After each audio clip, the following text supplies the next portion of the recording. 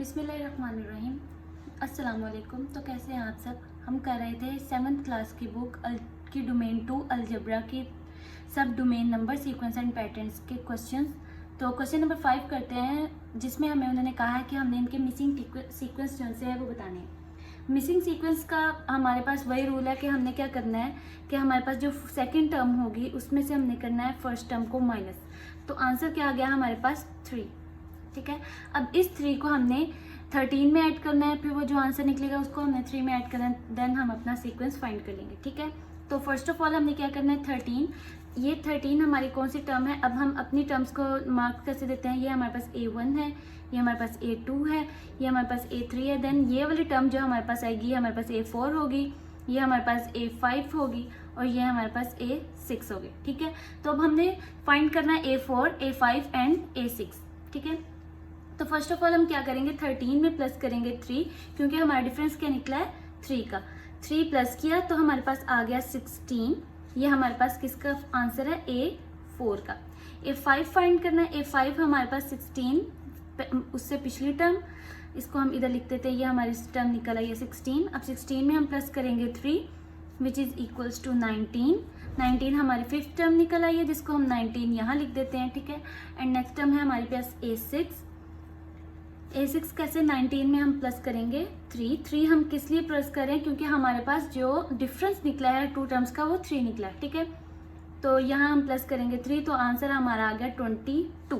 तो ये हमारे पास 22 एंड देन हम देखेंगे 22 के अंदर भी 3 प्लस करें तो हमारे पास आंसर 25 ही आ रहा है। ठीक है, और नेक्स्ट उसी टाइप का एक क्वेश्चन है कि हमने इस टर्म के भी मिसिंग टर्म्स फाइंड करनी है। वही पैटर्न रहेगा हमारे पास कि हमने 12 में से माइनस करना है 6, मतलब सेकंड टर्म में से माइनस करनी है फर्स्ट टर्म। तो आंसर हमारे पास क्या आ गया 6।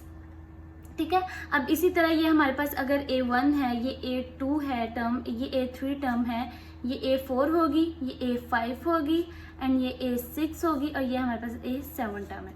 तो A4 फाइंड करने का तरीका क्या है, A4 पिछली टर्म क्या है हमारे पास 18 और हमारे पास डिफरेंस जो हमने निकाला है वो हमारे पास निकाला है 6।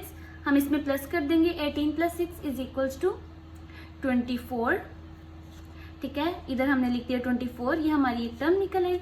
अब हम फाइंड करेंगे A5 में हम क्या करेंगे 24 में प्लस करेंगे 6, तो ये हमारे पास निकल आई 36। ठीक है, एंड देन अब हम 36 नहीं 30। ठीक है, और A6 फाइंड करेंगे तो ये हमारे पास 30 निकली, 30 में प्लस करेंगे 6, तो ये हमारे पास निकल आई 36। ठीक है, तो ये हमने इधर लिख दिया 36। अब इसी तरह हमें उन्होंने एक और सीक्वेंस दिया हुआ है जो हमारे पास मतलब ये हमारे पास था असेंडिंग ऑर्डर में, मतलब 6 है फिर 12 के बाद 18। अब ये हमारे पास 23 है के बाद 20 है, 20 के बाद 17 है। पैटर्न हमारा सेम रहेगा। हमने क्या करना है, अब हमने फर्स्ट टर्म में से सेकंड टर्म को माइनस कर देना है। फर्स्ट हमने डिफरेंस लेना है ना, फर्स्ट टर्म में से सेकंड को माइनस कर दिया। 23 माइनस 20, तो हमारे पास आंसर क्या आ गया 3। देखें, अब जब हम 23 में से 3 माइनस कर रहे हैं तो 20 आ रहा है, 20 में से 3 माइनस कर रहे हैं तो 17 आएगा। तो इससे हमें पता चल रहा है कि जो हमारी A4 टर्म है उसमें से हम कुछ इस 17 में से कुछ माइनस करेंगे, तो वो 17 में से 3 माइनस करेंगे तो हमारे पास नेक्स्ट टर्म आ जाएगी। ठीक है, तो A4 हम कैसे फाइंड करेंगे, ये जो हमारे पास 17 है इसको हम कह रहे थे टर्म टू टर्म रूल, तो पिछली टर्म को देख के हम अपनी अगली टर्म फाइंड कर रहे हैं। 17 माइनस 3, 17 माइनस 3 किया तो हमारे पास आ गया 14, यहाँ हमारे पास आ गया 14। ठीक है, अब 14 में से ऑनवर्ड हम फिर 3 माइनस कर देंगे, तो ये हमारे पास A5 है, इसको हम A5 कह देते हैं। ठीक है, तो अब देखें 14 है, 14 minus 3 which is equals to 11, तो ये हमारे पास A5 11 निकल आया एंड A6 हमारे पास क्या होगा 11 minus 3 which is equals to 8, तो 8 इधर आ गया। अब देखिए 8 में से हम 3 माइनस कर रहे हैं तो वो हमारे पास 5 आ रहा है। ये इसी तरह सीक्वेंस, और ये क्वेश्चन का भी सीक्वेंस उसी तरह निकलेगा। किस तरह निकलेगा कि हम 98 फर्स्ट टर्म में से सेकंड टर्म को माइनस कर देंगे, हम अपना डिफरेंस ले लेंगे, वो आ गया 2। ठीक है, अभी हम A4, A5 एंड A6 की वैल्यू फाइंड करेंगे। ठीक है। A5, A4, A6 की वैल्यू फाइंड करेंगे। तो अब A4 आ गया हमारे पास 94 में से 2 माइनस किया। अब देखिए हमारे पास डिफरेंस 2 निकला है, तो हमारे पास ये आ गया A4 92, A5 आ गया हमारा 92 minus 2 which is equals to 90 and A6 हमारे पास क्या निकल आया 90 minus 2 which is equals to 88 and then हम इसको अपने टर्म्स को लिख लेंगे 92, 90 एंड 88। अब देखें 88 में से हम 2 माइनस करें तो 86 आ गया। तो चलिए स्टार्ट करते हैं क्वेश्चन नंबर 6। क्वेश्चन नंबर 6 है हमने फाइंड करनी है जनरल टर्म्स। जनरल टर्म्स हमारे पास होती हैं कोई भी n की फॉर्म में होती है, 2n+1 या 2n-1 किसी भी फॉर्म की हो सकती है, ठीक है। अब n इसमें क्या हमें बता रहा है, n हमें बता रहा है कि ये वैल्यू हमारी फर्स्ट पे या सेकंड पे थर्ड पे। अगर हमने फर्स्ट टर्म फाइंड करनी है, ठीक है, तो n की जगह हम 1 पुट कर देंगे, ठीक है। अगर हमने इसकी 6th वैल्यू फाइंड करनी है तो n की जगह हम 6 पुट कर देंगे, ठीक है। और अगर हमने फाइंड करनी है इसकी लास्ट वाली टर्म, तो लास्ट वाली टर्म का जो हम पोजीशन दे रहे हैं, मतलब उसको 100 कह रहे हैं, तो इसमें 100 पुट कर देंगे तो हमारे पास n की वैल्यू निकल आएगी। अब उन्होंने हमें कहा है कि हमने इसका जनरल टर्म बनानी है, मतलब इस तरह की टर्म बनानी है कि हम उसमें पुट करें तो ये आंसर निकल आए। तो वो हम कैसे बनाएंगे, अब देखिए अब देखिए ये हमारे पास क्या है A1। अब देखिए A1 है तो हम इसको कह सकते हैं कि हम इसको AN कह देते हैं, क्योंकि हमने जनरल टर्म ही बनानी AN की फॉर्म है, ठीक है। साथ साथ हम A1 और AN की बनाते। अब हमने क्या करना है, हमने इस तरह की बनानी है कि हम उसमें पुट करें तो हमारे आंसर इसके अकॉर्डिंग आ जाए, ठीक है। अब हम पुट करते हैं। अब देखें इसमें डिफरेंस कितने का है, 36 एंड 13 के दरमियान हमारे पास डिफरेंस कितने का, 8 का डिफरेंस है। अब देखिए अब अगर हम करेंगे 7 इसको मल्टीप्लाई करें 1 से -1 करें, ठीक है, तो हमारे पास देखें टर्म क्या निकल आई, 7 1 ज़ा 7 और -1 6। तो अगर हम 7 इसकी जगह n पुट कर दें, -1 कर दें, ठीक है। अब देखें इसके अकॉर्डिंग हम अपनी वैल्यूज़ निकालेंगे। ये थोड़ा ट्रिकी है, इसमें थोड़ा दिमाग लगाना पड़ेगा कि हमने ये वैल्यू फाइंड कैसे करनी है, ये जो हमने बनाई, ठीक है। अब देखिए अब जब मैं इस n की जगह 2 पुट कर रही हूँ, 2 पुट कर रही हूँ 7 2 -1 हो जाएगा, ठीक है। n की जगह 2 पुट कर दिए तो ये 7 2 ज़ा 14 -1 विच इज इक्वल्स टू 13। अब देखें A2 था तो ये हमारे पास 13 आ गया। अब A3 है, ठीक है, तो इस n की जगह भी हम 3 पुट करेंगे, A3 आ गया, ठीक है। अब देखें इसके अलावा 7 और n की जगह हमने क्या पुट करना है, 3 -1, 7 3 ज़ा 21 -1 विच इज इक्वल्स टू 20। अब देखें इसकी थर्ड टर्म भी 20 आ गई। तो इसी तरह अब इसकी हमारे पास जनरल टर्म कौन सी हुई, जो हमने ये लिखी हुई है, हमारे पास जनरल टर्म इसकी ये वाली हुई, यही टर्म हमने इसकी फाइंड करनी थी, ठीक है। इस तरह की टर्म बनानी है कि हम उसमें अपनी positions first second third fourth इसको पुट करें तो हमारा आंसर आ जाए। अब हमारे पास नेक्स्ट क्वेश्चन है 5 7 9 11। इसकी अब हमने जनरल टर्म फाइंड करनी है। तरीका वही रखेंगे, A1 लिखेंगे, ठीक है। A1 हम देखेंगे कैसे बन रहा है। अब देखिए इसको अगर हम 2 से मल्टीप्लाई कर दें, 2 से मल्टीप्लाई कर दें 1 को, ठीक है, और प्लस कर दें इसके अंदर 3, देखिए 2 1 ज़ा 2 और प्लस 3 क्या हो गया 5, फर्स्ट टर्म आ गई। अब देखिए इसके अंदर 2 हम वैसे ही रखते हैं 2 और इधर हम कर देते हैं पुट 2 प्लस 3, 2 2 ज़ा 4, 4 प्लस 3 7, सेकेंड टर्म भी बन गई।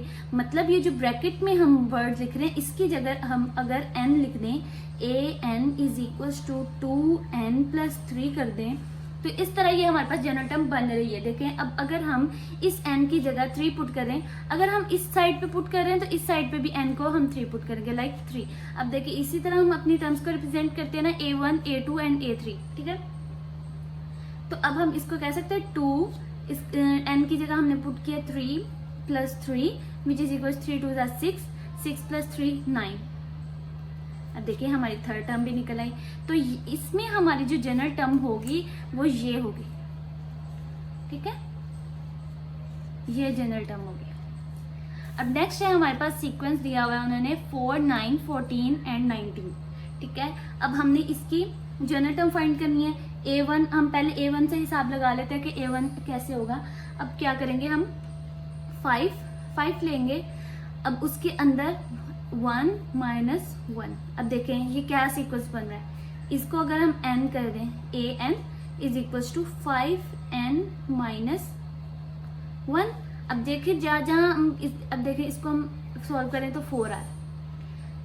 A2 लेंगे, ये हमने जनरल टर्म निकाल ली, थोड़ी ट्रिकी है, थोड़ा लगाना पड़ेगा पर निकल आएगी, ठीक है। अब n की जगह हम पुट करेंगे 2 पुट किया 5, 2 माइनस 1, तो 5 2 10 एंड 1 माइनस किया तो ये हमारे पास क्या आ गया 9।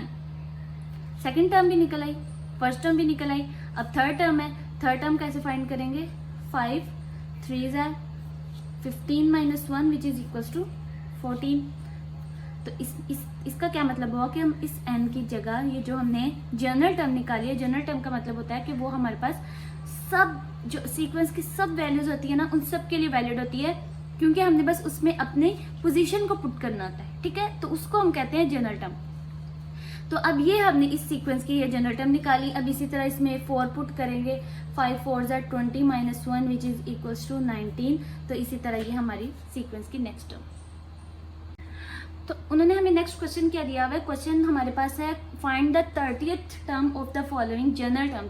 अब उन्होंने हमें जनरल टर्म दे दी हुई, उन्होंने कहा 30th टर्म निकाले, मतलब इसकी 30वीं टर्म निकालनी है हमने।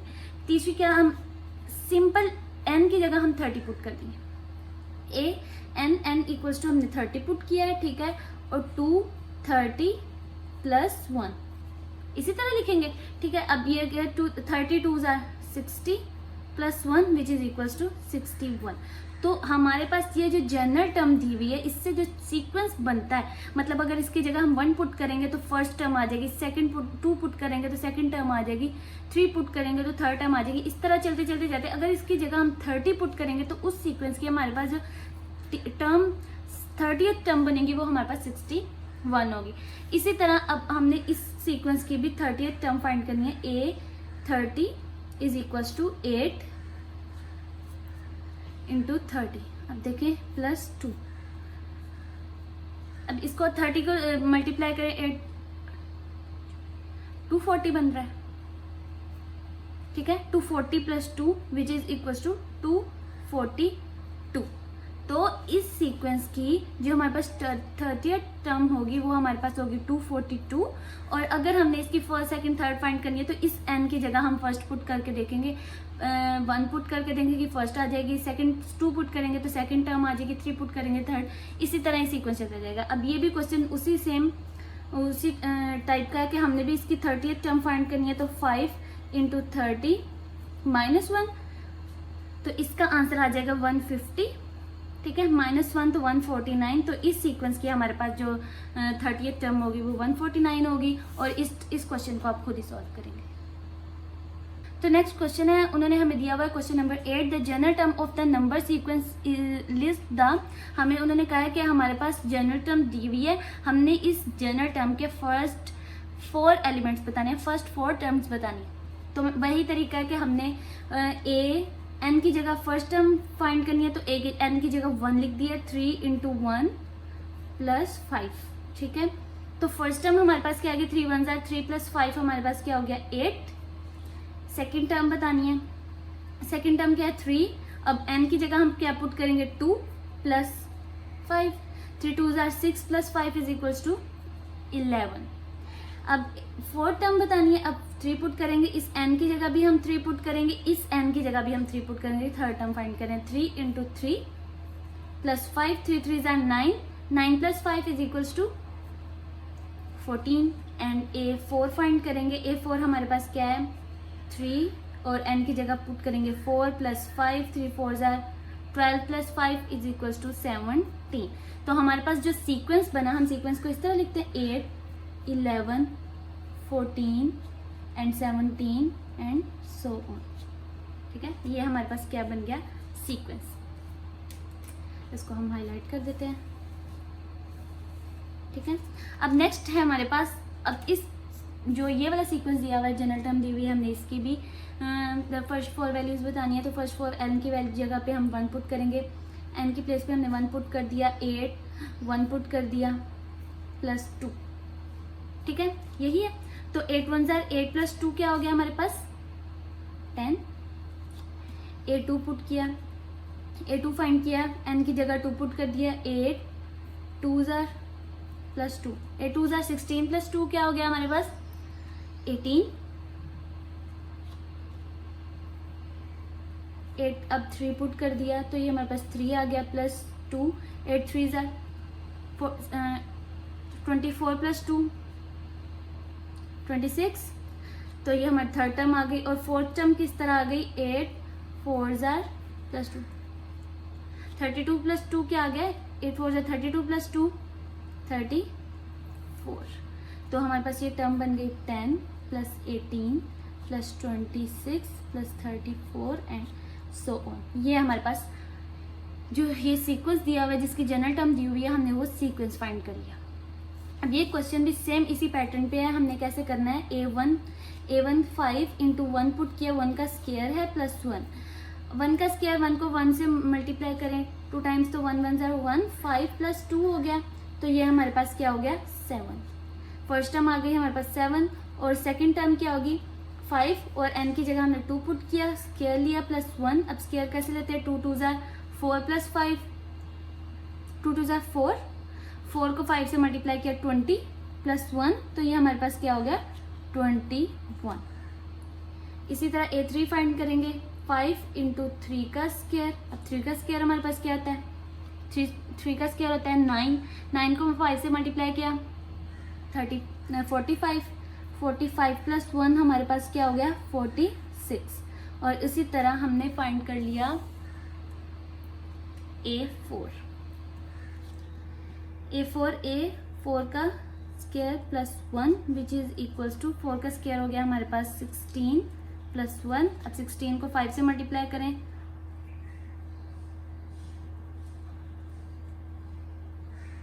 80 प्लस 1 हो गया 81। तो ये हमारे पास इस टर्म की 7 प्लस 7 21 46 एंड 81 और ये सीक्वेंस इसी तरह चलता जा रहा है। तो क्वेश्चन नंबर 9 है हमारे पास a plant that is 17 centimetre tall and grows 2 centimetre each week. एक प्लांट है हमारे पास जो हमारे पास 17 सेंटीमीटर टॉल है और हर वीक वो 2 सेंटीमीटर इंक्रीज हो जाता है, मतलब 2 सेंटीमीटर ग्रो करता है। तो हमारे पास प्लांट की फर्स्ट लेंथ क्या हो गई 17 सेंटीमीटर। अब वो जैसे जैसे फर्स्ट वीक में कितना इंक्रीज करेगा। अब देखिए हमने लगाया कि ये फर्स्ट वीक है, ठीक है, इसने कितना ग्रो किया प्लस 2 कर दिया। अब देखिए 2 सेंटीमीटर इंक्रीज कर रहा है तो मतलब हम 17 में 2 ऐड कर देंगे तो वो क्या हो जाएगा 19। तो फर्स्ट वीक में वो हमारे पास 19 सेंटीमीटर टॉल हो जाएगा, ठीक है। सेकंड वीक का हिसाब लगा लेते हैं। सेकंड वीक में क्या होगा सेकंड वीक में भी फिर वो 19 से 2 सेंटीमीटर और इंक्रीज कर जाएगा तो 21 हो जाएगा। इसी तरह फिर हम थर्ड वीक में चले गए।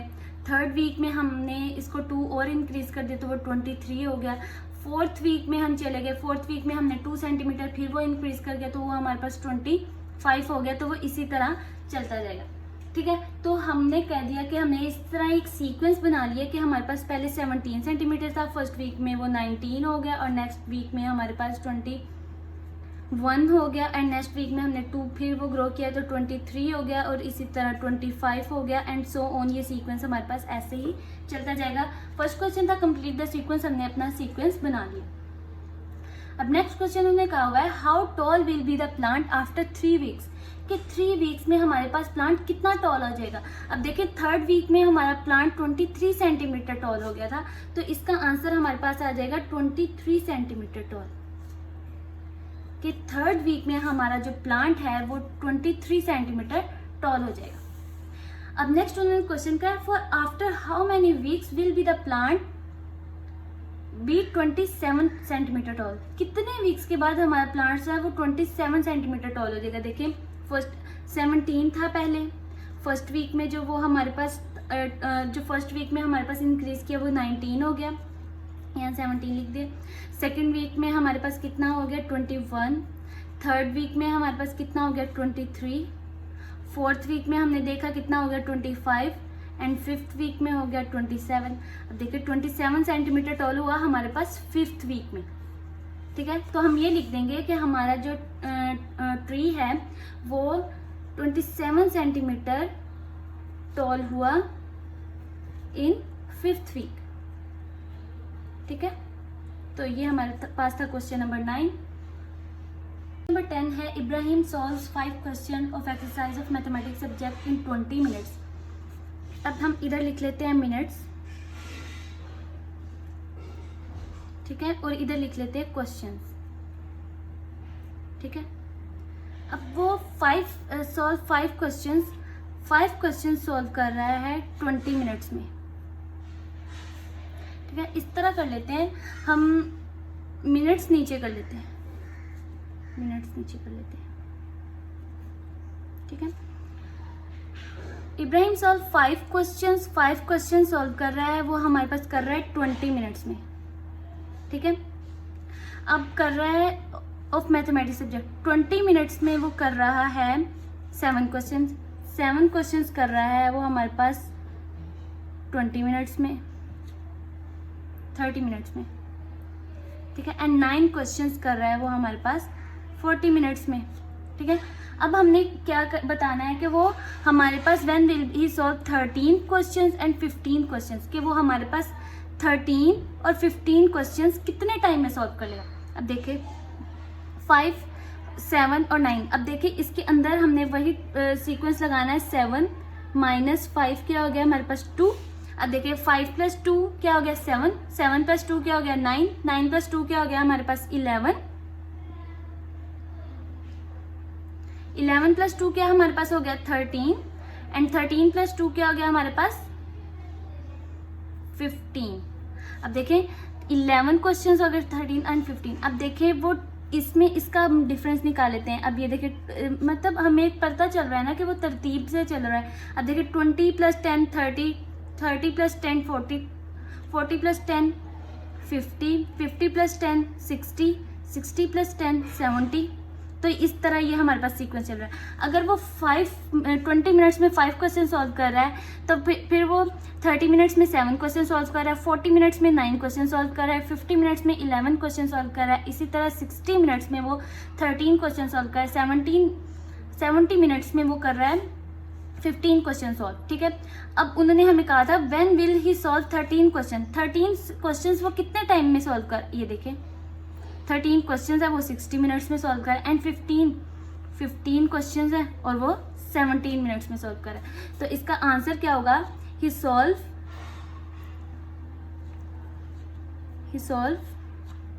13 क्वेश्चंस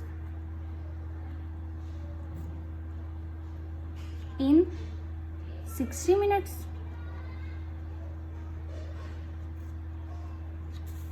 and 15 questions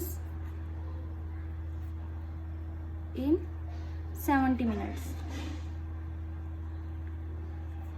अब उन्होंने कहा है also convert the time into hours and minutes. अब देखिए 60 मिनट्स हैं, 60 मिनट में 13 क्वेश्चन कर रहे हैं ना 60 मिनट में। अब देखिए 16 मिनट को हम 1 और भी कह सकते हैं, ठीक है।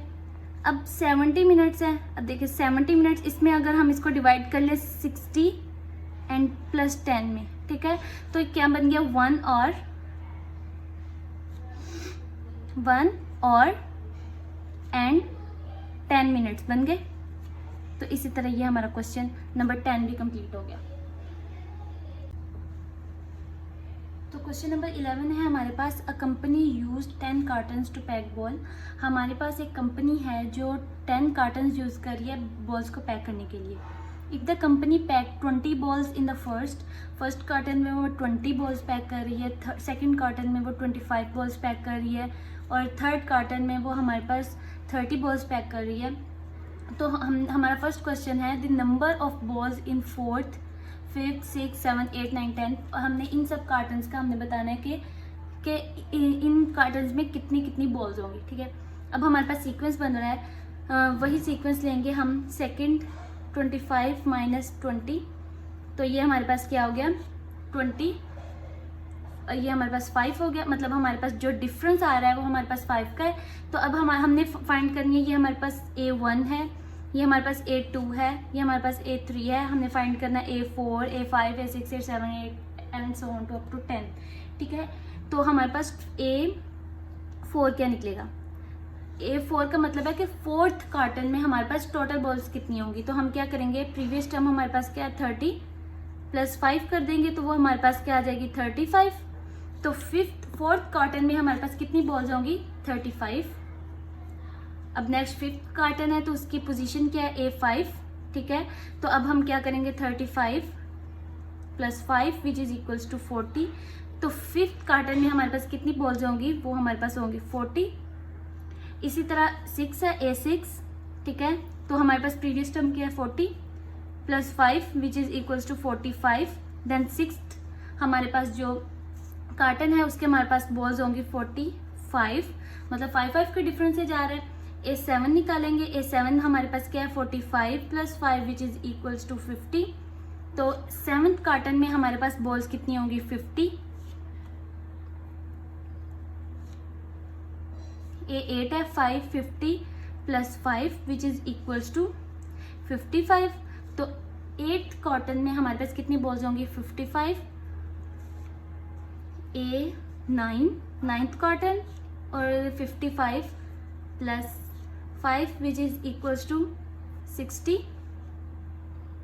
तो हमारे पास नाइन्थ कॉटन में कितनी बॉल्स होंगी 60। और इसी तरह 10 A10 tenth carton which is equals to 60 plus 5 which is equals to 65। तो ये हमारे पास 65 बॉल्स होंगी। फर्स्ट क्वेश्चन सॉल्व हो गया कि हमने बताना था fourth fifth six up to 10th carton में हमारे पास कितनी बॉल्स होंगी, तो वो हमने बता दिया 20, 25। तो ये हमारे पास फोर्थ में होगी 20, 35, 40, 45, 50, 55। तो ये हमारे पास 5 के डिफरेंस से चलता जा रहा है। ठीक है, अब नेक्स्ट क्वेश्चन है हमारे पास, how many balls are all together in 10 cottons.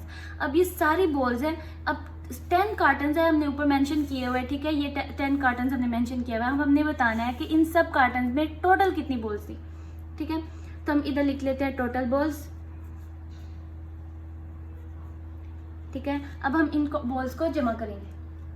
कितनी है 20 फर्स्ट में, सेकंड में कितनी है 25, थर्ड में कितनी है 30, फोर्थ में कितनी है 35 एंड देन 40 प्लस 45, 50 प्लस 55